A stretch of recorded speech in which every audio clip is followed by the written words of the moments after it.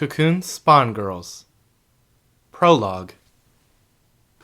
It starts with a fever, not unlike the sort that can be found among those who have caught the season's flu. A lack of energy, everything feels so heavy, and all your muscles seem to take so much energy just to move a little. Collapsing. With so little energy, the only way to go is down. At that point, you're brought to a hospital in a panic. No one can tell at this point that it's already too late. Doctors and nurses try to catch up to the infection and figure out what is happening to you, racing to have a chance to beat what is already won. The cocoon, the first and only unique symptom to tell them exactly what you have. Flaky skin gives way to oozing, crackling flesh, which entraps the body within it. There is an unpleasant sound the entire time the body is devoured. It can last as short as an hour before the patient is lost inside. Gargling panic sounds are never uncommon. When the cocoon is done making noise, the patient is gone. They are declared deceased, and the family is informed and allowed to grieve beside the fleshy mass.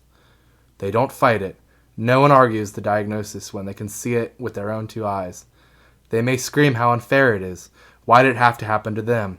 But there isn't a person alive anymore who doesn't know what cocoons lead to. Horrible monsters, spawn of demonic beasts that hide above the Earth's atmosphere, leading to them being referred to as spawn. They had only arrived 4 years prior, but they had made themselves quite known. They had brought with them this disease to weaken the Earth's population. The spawn would cleanse the Earth and prepare it for their arrival. The thought of having to leave their large ships must have been an insult. Why would they ever need to dirty their own hands? The Earth would have already fallen if not for the hard work of two organizations. The first was the World Health Organization, who was able to create the protocols for recognizing the cocoons and how to deal with them. They created informative ad campaigns and were able to capture the people's hearts, making them all understand why their loved ones inside the cocoons must be destroyed.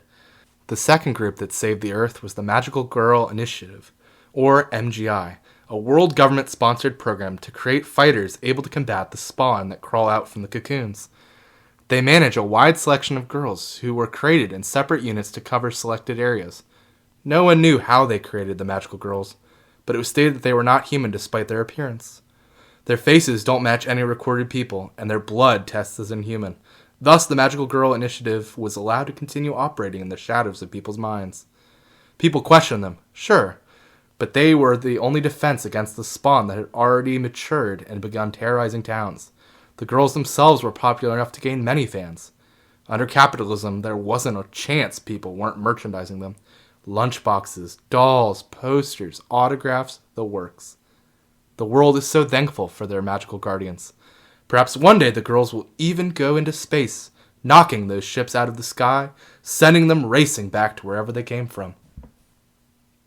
End of prologue.